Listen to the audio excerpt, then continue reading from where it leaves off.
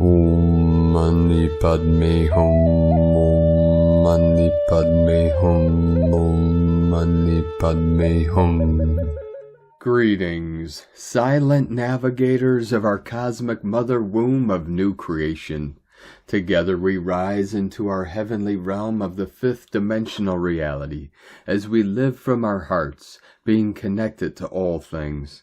Nothing can stop us or our missions of full, complete, and total planetary and galactic liberation for all sentient beings of the way. Our local Solaris has become very active again today with consistent solar flashes of higher light, releasing 16 C-class solar flares in the past 24 hours. We are now at 46 hours of blackout on the Schumann charts, as human technology is mirroring the stillness and silence we are experiencing within our living vessels of light. Through the unknown waters of the mother void of creation, we navigate to the other shore of enlightenment for all our good people of the new earth. Pachamama also received another powerful activation today on her Pacific Ring of Fire, with a magnitude 5.7 earthquake in the Philippines at 17:05 UTC. As we reach critical mass of our 144,000 first wavers of ascension, we stand at the threshold of our gateway of the pure land of heaven on earth. A'ho. Welcome, beloved beings of light. I'm Paul, White Gold Eagle, Keen 47, Blue Galactic Hand of our Universal Alliance of Light with PrimeDisclosure.com. We have many powerful transmissions again for you today from our sacred New Earth scribes, so be sure to listen to the very end, where we release a powerful divine decree of the Christed light within. And please do us a favor and share this video with your teams and tribes all over this realm. And if you're new to the channel, be sure to subscribe and click the subscribe button below. And now we continue with Divine Angel of the Light, Marsac 2010. As you travel through this transformative phase, remember, this is a new timeline. Get ready for many new downloads and intense activations that will prepare you to ascend into a new supreme light. And from Divine Sister of the Light, Elaine Marie Rose. Sometimes our silence speaks more profoundly as wisdom than spiritual performances of knowing and vision. I am okay not knowing what will happen. I can trust and allow. Let the earth speak and sing as we listen with presence. I feel called to silent communion with the sacred waters. And today from the 17th legacy, I saw a throne like a rainbow. Its light was sevenfold. Its glory filled heaven and earth. The angels stood in circles around it. Each sang a different note. Together they made one song, a song that shook the stars. The nations listened in silence, for this was the voice of creation itself. And the voice declared, "Behold my throne of many colors. It is the covenant of eternal light." And today from Divine Sister of the Light, Sophie Gregoire, today's oracle, relax, you have come so far. See what you already have, rather than what you don't have yet. See what is now becoming accessible, rather than what was removed. All is well. It's not about manifesting the next breakthrough right now, but about surrendering and allowing. Love yourself. You have never been that aligned. The beauty coming your way is a kind you never saw before. Your path is blessed. And today from Divine Sister of the Light, Shay from Numbers by Shay Numerology, 10-12-25. It can happen in times of transition that we look in the mirror and don't relate to who's looking back. The face is familiar, but the inside doesn't seem to match the outside. This is because the truth of us, our higher consciousness, is observing and learning as our bodies change in age, but does not grow old with the body. It inhabits the temporary physical vessel and leaves right on schedule, but the ego focuses on appearance only. This is the disconnect we may feel, But while we care for and appreciate our bodies, we must keep in mind that we are, in reality, ageless, timeless, and limitless light. That's what really is behind the face in the mirror. And today, from Divine Brother of the Light, Jan Shears, the ascension and the splitting of realities have gone next level. Energetic monitoring devices like the Schumann are offline, shut off, as they would show huge energies. Other devices show weird patterns on the one hand because they were not really designed for what is currently going on energetically. On the other hand, because they are being tampered with, for some don't want us to show the anomalies. Those ascending souls with a scientific background will understand that electromagnetic tensions and anomalies appear if one is pulling one energetic field out of another one. There are also increasing effects on weather patterns and geological phenomena. The past week has been beyond magical in my own inner experience, and also hard on our evolving bodies. Magical times we are living as we move through this grand divine experiment that we chose to participate in. From Ascension Lightworkers to the Ascension Lightworker Collective, the alchemy of the ancient soul. Why the deepest suffering produces the rarest wisdom. Starseeds have always felt older than their years, not in body but in higher understanding, naturally seeing through false illusions. They feel the pain of humanity as though it is personal to themselves. This is the signature of an ancient soul. The ones that have recycled through enough lifetimes, experiences, ancestral memories to carry both sorrow and serenity in the same breath. Old souls are not here to escape their pain. They are here to transform and refine it, to turn chaos and dysfunction into higher purpose and compassion, to translate the human suffering into higher guidance by authentic example for others. Their suffering was not punishment, it was their apprenticeship. Through each internal collapse, they study the architecture of their rebirth. Through every loss, they cultivate vision. Jung called this the path of individuation through suffering, the slow forging of consciousness that can hold both heaven and hell without splitting. The gift of being chronically misunderstood. Why being too complex means you are living at the edge of collective evolution.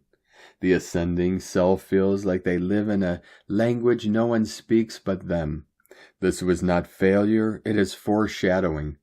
Every consciousness that reaches beyond its generation is first called strange.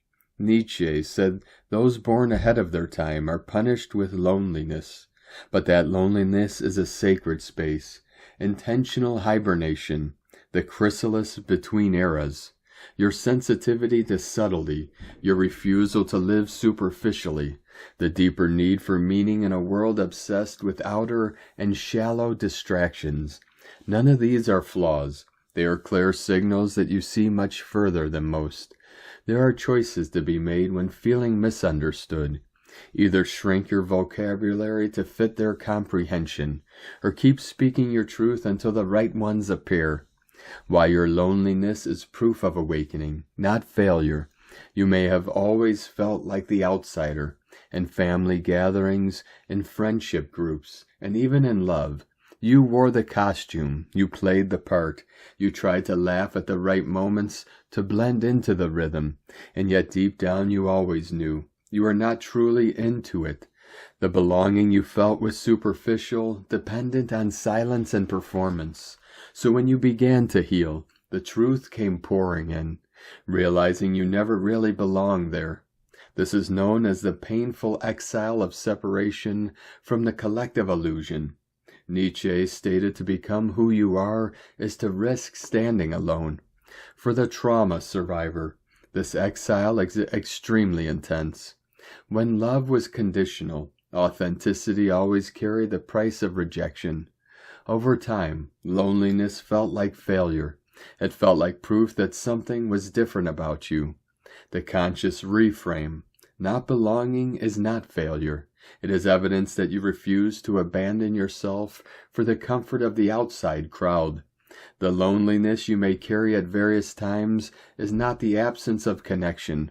It is the absence of pretending. Exile hurts, but it is not emptiness. It is the clearing, the space where all the false roles and borrowed masks finally fall away. You may feel alone now, but you are not lost.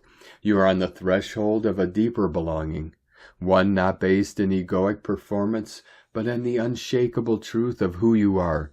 When you stand in that truth, the right people will not need you to shrink to fit in. They expand with you. The exile is not your ending, it is the initiation. This is the path of the self, the soul's commitment to authenticity, even when it costs outer belonging. Although this can feel like alienation and exile, it is actually self-initiation. The world does not change through consensus. It changes through the few who refuse to simplify what is complex. Ascending self is stretching the language of consciousness itself. The world is not caught up to this frequency as yet, realizing the silence that once felt like punishment was actually protection, a sacred waiting space. The self was never meant to fit neatly into small minds. They were meant to awaken them. Isolation isn't the absence of resonance. It is the remembrance of truth. 144 flowing in. Starseeds have carried the weight of the world. Because of this, they can feel heavy, tired, distrusting of the world. It is not burnout, it is density. The heart's fatigue is not failure, it is the weight of wisdom forming. The moment you stop wishing for ease and start honoring your depth, that weight lifts and becomes lighter, because it finally has true meaning. Starseed sensitive souls weren't meant to live lightly. They were meant to see deeply, and through their seeing, the world remembers what it forgot. That suffering, when sanctified by understanding, becomes the purest form of light. In loving and devoted ascension service, from Ascension Lightworkers. And today from Divine Brother of the Light Diego E. Berman, Ph.D., The Quiet After the Storm, Integrating the 1010 Light Codes, October 12, 2025. Dear friends, as we step out of the powerful resonance of the 1010 portal and the heightened activity of the recent geomagnetic storm, the energetic landscape begins to soften. The incoming week feels quieter on the surface, like the calm after a cosmic symphony. Yet beneath this apparent stillness, a deep integration process continues. The solar plasma and light codes from the portal have already entered our cellular field, and now our energy bodies are working to absorb and stabilize them. This is a time for grounding, of allowing the light to settle within us, to root into matter and to begin translating subtle frequencies into tangible forms in our lives. Many will sense a noticeable shift in pace. The frenetic, electric sensations of the solar storm may give way to a gentle sense of release, or even fatigue. It's natural to feel like your system is powering down after running on high voltage for days. The body, particularly the nervous system, needs to recalibrate. This may appear as deep sleep cycles, an increased need for solitude, or an intuitive withdrawal from social noise. Energy sensitives may also experience moments of dizziness, tingling in the crown or heart area, and waves of emotional clearing as the energetic dust settles. Within this quieter frequency, new timelines are being woven. The 1010 portal acted as a gateway, opening doors of potential and redirecting many toward higher paths of soul alignment. Now comes the consolidation phase, where the multidimensional shifts begin to anchor into the physical. This is why even though the outer world appears still, your inner reality may feel subtly in motion. Synchronicities may increase, decisions may suddenly make sense, and intuitive insights about your next steps could come more easily. Trust the invisible architecture being formed beneath your awareness. Because the energy is less intense, this week offers an opportunity to rest and recharge your energetic batteries. Nature is the best ally in this process. Spending time under sunlight, near water, or simply walking barefoot can help discharge excess frequencies. Slow down enough to hear your own heartbeat again. If your body calls for stillness, honor it. Integration is not passive, it's an active process of allowing light to become form. You are not losing momentum, you're embodying it. For some, however, this quieter frequency will feel like renewed vitality. Once your system integrates the recent energetic upgrades, you may experience bursts of inspiration and physical energy. This is your cue to start enacting the changes that have been forming in your mind's eye, reorganizing your space, adjusting habits, or beginning creative projects. The universe is supporting grounded action now, not through urgency, but through clarity. The clearer your inner frequency, the smoother your outer manifestations will unfold. As this new week unfolds, remember that evolution often happens in silence. The cosmos is not done with you. It's simply giving you a pause between activations. The deep currents of October still carry transformation, but now they invite embodiment rather than expansion. Whether you find yourself resting or rebuilding, trust that both are sacred acts of alignment. This is a week to breathe, to anchor, and to let your newly calibrated light settle into your physical reality. Stay tuned for more energy updates as we move deeper into the October frequencies. Have a great day and a new week. Much love. We are one. From DiegoBerman.com. And today from Divine Sister of the Light, Colleen Lema. On Sunday, October 12th, Venus spends her last full day in practical Earth sign Virgo. For tomorrow, she shifts into impartial air sign Libra, sign of the scales. She'll be in this idealistic sign until November 6th, giving us plenty of time to focus on relationships and money matters. Venus rules partnerships, finances, values, and self-worth.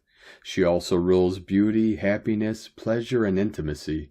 She is the divine feminine embodied, charming, graceful, tactful, and loving. But know that she is intelligent and strong in Libra, for this is her ruling sign. Libra rules balance, harmony, cooperation, and peace. However, the scales also rule judgment, justice, strong communication skills, and the ability to mediate conflicts. She may not like conflict, but will rise to the occasion if need be. Her overall commitment to fairness, equality, and truth are defining traits. She is the champion for justice. Where in your life, the lives of others, or within the collective of humanity, are you seeking justice? Blessings of love and light to all. From ColleenLema.com. And today from Divine Sister of the Light, Leah Whitehorse. Lunar aspects. The moon is vexed. She rumbles around the neighborhood, finds little to her liking, creeps home, pulls down the blinds. Too many people, too many dreams and disappointments.